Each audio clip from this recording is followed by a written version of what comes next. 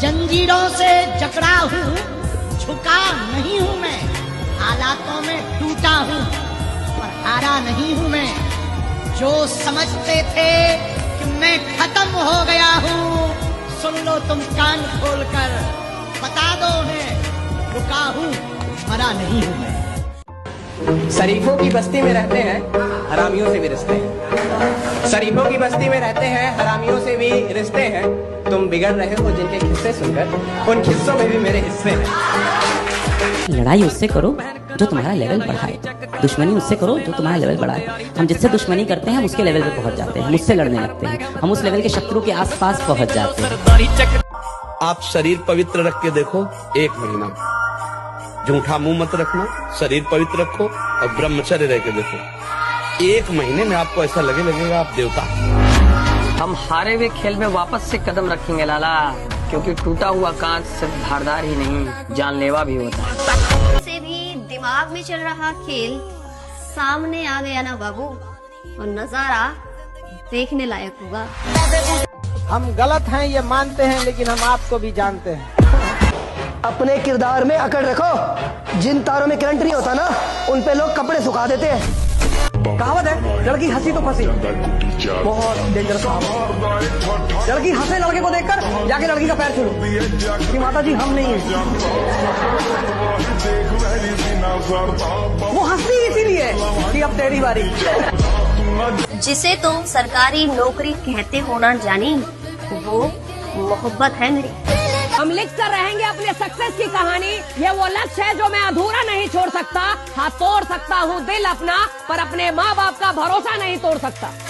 जो आदमी कल से बेहतर आज हो गया, आज से बेहतर कल हो गया, जो आदमी अपने आप को बेहतर बना रहा है, जो आदमी हर रोज खुद को बेहतर कर रहा है, जो आदमी अपने ज्ञान को बेहतर कर रहा है, अपने हाथों को बेहतर कर रहा है, अपने एक्शन को, भैया आप उसको रोक ही नहीं सकते। Success will be the by product, success is the by product of growth. अगर आप ग्रोथ के पीछे पागल होंगे, सक्सेस आपके पीछे आएगी।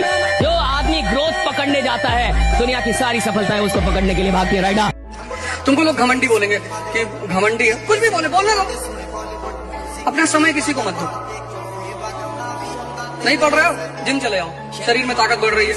पैदल आगरा चले आओ, पैदल ही चले आओ। नहीं पढ़ाई हो रही है, मंदिर मस्जिद जहां भी तुम जाते हो वहां चले आओ।